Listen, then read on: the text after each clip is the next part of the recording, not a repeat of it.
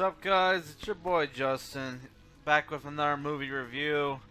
I decided to take a break from martial arts films. I'm only probably gonna upload this after Martial Arts Madness Month is done. Which fun thing happened today when I was trying to work on my kickboxer review.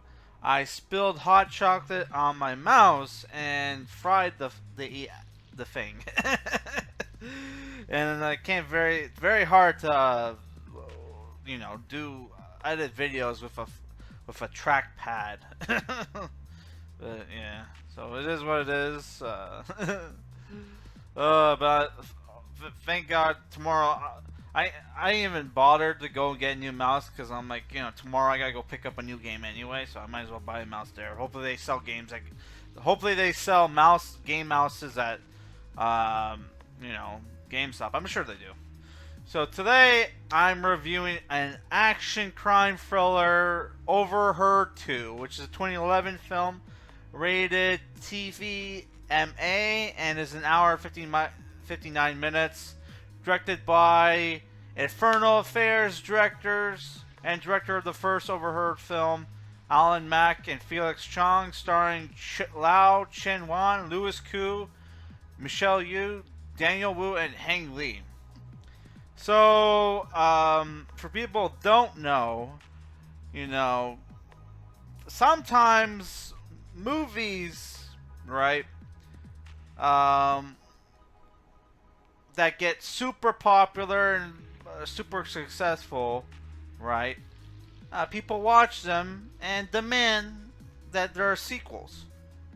But what happens when the first film, everybody dies?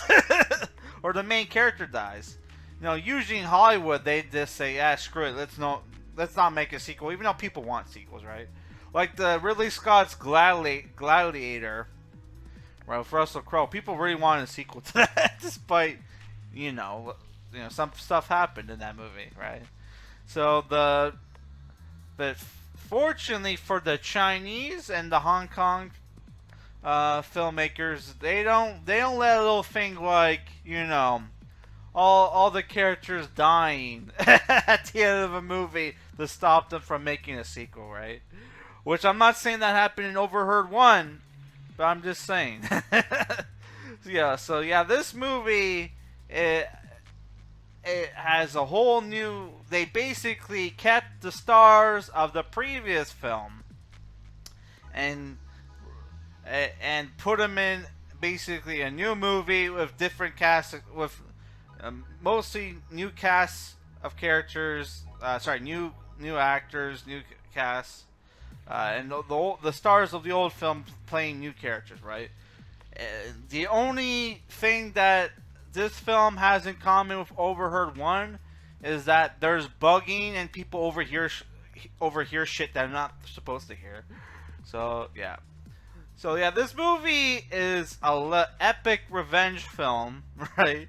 In a way, we haven't seen revenge films before, right? So the movie starts off with the stockbroker played by the ugly guy of the trio. I think his name is Ching-Wan, who was the head cop in the first Overheard film, right? Is a famous stockbroker, right? And he gets he's a famous stockbroker, and he's the stockbroker for a club of rich guys called the Landlord Club, that are a bunch of old guys who fought against the foreigners during the 1973 Hong Kong financial crisis, where Hong Kong's economy almost went belly up, right? Because of foreigners buying everything, right? So they're like exclusive, maybe insider trading, maybe not. So yeah, what happens is that this guy, after appearing on TV, right, and having a important phone call with his bosses, goes for a drive in his nice blue Ferrari, right? And only to notice that he's being followed by who? Daniel Wu. That's who. right? And he ends up crashing his blue Ferrari, which is that's something that, like, I was watching Sleazy P Martini's show, Twitch live stream show, and he says whenever in Asian movies they need to crash a car, they always get like American or like foreign cars. So it's yeah, so it's like, man, I don't think it was because of that, but I just think it was funny, that little coincidence, right? So the police show up and they investigate, and they find out that military grade bugs were found in the car and on the guy's cell phone, right? So Louis Koo, who's in charge of the Security Bureau, which is basically like the C2U from 24, right? At least that's what I got the gist from it. Thinks that are investigating because they think something big's gonna happen, right?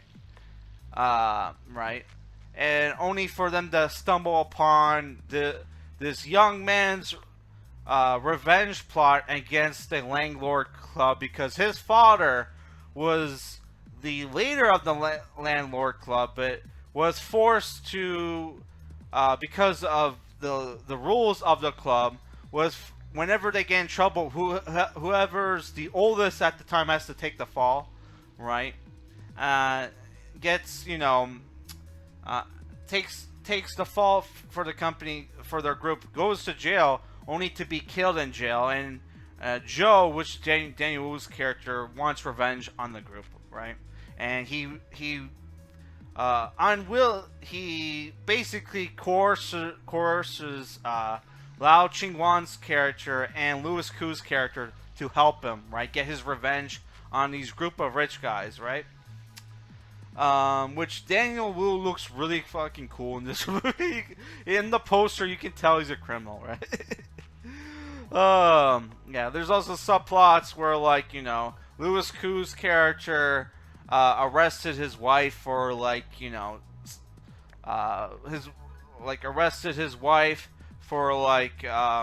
stealing money from clients or whatever to pay off debts, right? Which there's a funny scene where him and his brother-in-law pick up his wife from jail, and as the wife does this speech that she was probably rehearsing, while her in her stay at jail, where it's like, oh, she's going to forgive him, right? Even though in the back of my head, even though it's sensible for her to forgive him, right? Because he technically did the right thing. I don't think, he would, most people would hold it against him. It turns out I was right. She wants a divorce and wants to sell the apartment to basically run away, right? And you also have a thing where, like, the Lao Chen-Wen's character's wife is also a lawyer and wants Lao Chen-Wan and her to run away, right? But they can't because of the landlord club. And Daniel Wu's character's backstory is that his mom, who's a fan of the French Kino film Le Samurai, starring Alain Delon, which is apparently a lot of people think that, Drive. One of the inspirations for Drive was Le Samurai, right? It's a literally me movie or whatever. I still haven't seen it, but I've heard of that film, right? And she's a big fan of Le Samurai, and she has Alzheimer's, and Daniel Wu's character takes care of her, right? So I really enjoyed the film. There's a lot. It's kind of it's one of those movies where it's you don't really know where it's going, because at first you think, oh, this guy's trying to he's just trying to heist, he's just trying to steal money from these guys, right? And it turns out, oh, it's a big revenge film, right? And yeah, right, yeah, because at first it's like, oh, you think it's a crime thriller, it's It's like let's get the bad guy movie where, because like at one point you're following the Ching-Wan's character, you're following Louis Koo's character who wants to arrest the eavesdropper, right? Because he doesn't really care about insider trading. That's not his job. His job is to catch, I don't want to use the T word, okay? He's basically like a Jack Bauer type from 24, okay? Yeah, but I kind of like the twists and turns of the movie. There are action scenes in the movie that were not. They were. They weren't. They were like. They. It's the thing where I really enjoyed the first film that it had more realistic action. Here you have action scenes that are borderline something you would see in like like a Bourne Identity film, right? Like a Jason Bourne movie, which, and like stuff like movies like that, right? So I'm like, oh, it's weird, like to see this in a what I thought was going to be a crime thriller, but you know what? It didn't really take that much, take that much from the movie. Like the movie was still good, and I kind of like it. It didn't turn into like a beat 'em up, shoot 'em up.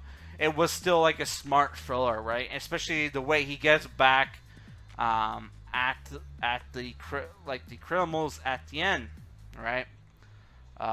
Which I kind of saw coming a little bit, right? But it still works, right? I did find it kind of weird that like the ending of the film, though it was a beautiful ending, kind of weird that you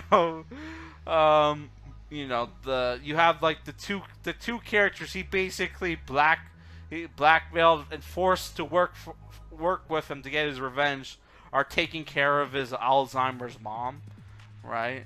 But overall it was a good movie, good ending, right? It was a good movie, good ending. The action, there are action scenes for people who love action scenes, and for the people like the mind game stuff, like trying like the strategic shit from like the first Overheard movie, not Overhead, Overheard movie in Infernal Affairs. There is like some of the smart thriller stuff in the movie, right? Or at least I thought so, right? Overall, I would say 7/10, good movie. Not as good as the first film, but it's still a good movie, and I liked it. And I will probably rewatch this film, right? So yeah, that's it for this review, guys. Peace.